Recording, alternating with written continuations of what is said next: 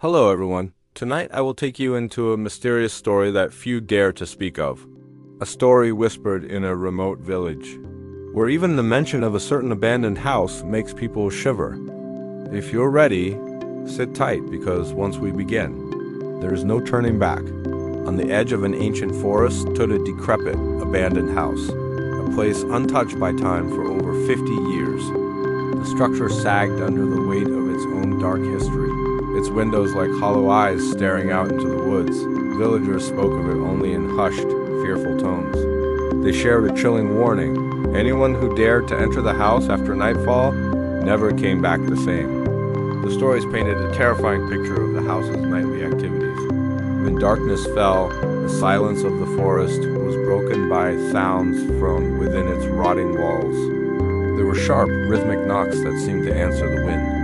The faint echo of footsteps would pace the long, empty hallways, as if a restless spirit were wandering. Most unnerving of all was the sorrowful cry of a woman, a sound that carried on the night air and chilled the blood of anyone who heard it. The origins of this haunting were rooted in a tragedy that had long since passed into local legend.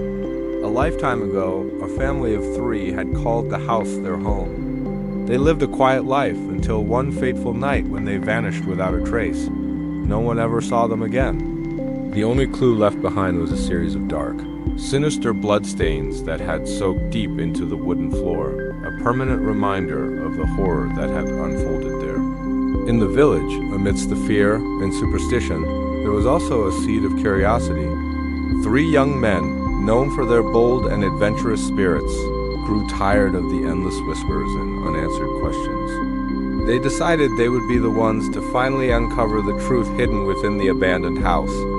One evening, as dusk settled over the forest, they prepared for their expedition. They armed themselves with practical tools, powerful flashlights to cut through the oppressive darkness and a camera to document whatever they might find. For protection against the unknown, they also carried a talisman, a small sacred object given to them by an old shaman who had warned them against their foolish quest. With a shared look of nervous excitement, they pushed open the groaning front door and stepped inside. The moment they crossed the threshold, the atmosphere changed dramatically. The air grew instantly, unnaturally cold. It was a biting, icy chill that had nothing to do with the autumn night outside. Their own warm breaths plumed in front of them, turning into thick white vapor in the suffocating darkness of the house. The silence inside was heavy, absolute, pressing in on them from all sides. Suddenly, one of the young men froze, his eyes wide with shock. He had heard a voice, a faint, raspy whisper that sounded as if it were spoken directly into his ear. "Why? Have you come?" it asked. He spun around, his flashlight beam cutting frantically through the gloom, but he saw nothing. His friends were several feet away, their own expressions turning from curiosity to fear. No one was there. As they ventured deeper, their only source of light, the camera's small screen, began to behave erratically. The image flickered and distorted, lines of static cutting across the display. In the brief moments when the picture was clear, it captured something horrifying. "Hey guys," fleeting, shadowy figures seemed to pass just at the edge of the frame, moving with an unnatural speed. They were there for a second, then gone, leaving the young men to question if they had seen anything at all. Pushing further into the heart of the house, they entered a large, dusty room. Their flashlight beams fell upon a single object hanging on the far wall, a large, ornate mirror. Its surface was marred by a network of deep cracks, spreading like a spider's web from its center. Drawn by an unexplainable force, each of the 3 men stepped forward to look at their reflection. But what they saw looking back was not their own faces. The mirror showed them distorted, nightmarish versions of themselves. The reflections had waxy, pale skin, stretched tight over their bones. Their eyes were not their own, but were instead hollow, black pits, devoid of any light or life. And worst of all, the mouths of their reflections were twisted into wide, malevolent smiles. The sight was so profoundly disturbing that they stumbled back, their hearts pounding in their chests. Suddenly, one of the men let out a blood-curdling scream and collapsed to the floor. He was pointing a trembling finger at the cracked mirror, his face a mask of pure terror. "It's coming out!" he shrieked, his voice raw with panic. "It's coming out of the mirror." As his friends watched in horror, the surface of the mirror began to tremble violently. The glass vibrated as if something was pounding on it from the other side.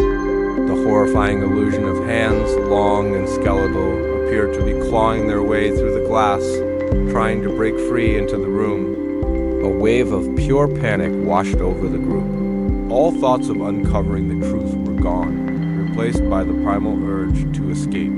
They turned and ran, scrambling back the way they had come, desperate to reach the front door and the safety of the world outside.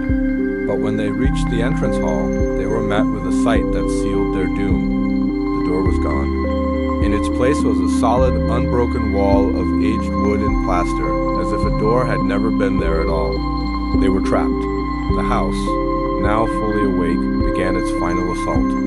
The sound of footsteps echoed all around them. First, they came from the floor above, a heavy, deliberate tread. Then, the sound was behind them, as if someone was following them down the hall.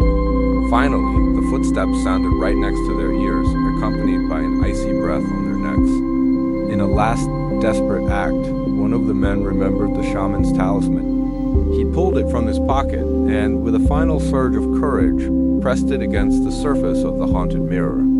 The moment it made contact, the mirror shattered into 1,000 pieces, exploding outward with a deafening crash. The entire house shook violently, groaning and creaking as if it were being torn apart by an unseen force. The next day, a group of concerned villagers cautiously approached the house. They found the front door hanging open, swinging gently in the breeze. Inside, the house was silent and empty. The three young men were nowhere to be found. The only evidence of the night's events was a new chilling message. Scratched deep into the wooden wall, where the mirror had once hung, were two terrifying words. Never look into the mirror. From that day on, the three young men were never seen again.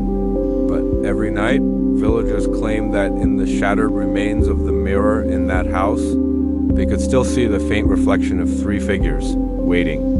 What do you think? Did they escape, or are their souls forever trapped inside the glass? Don't go anywhere, because in the next story, I will tell you about a forgotten shrine where the living should never step foot.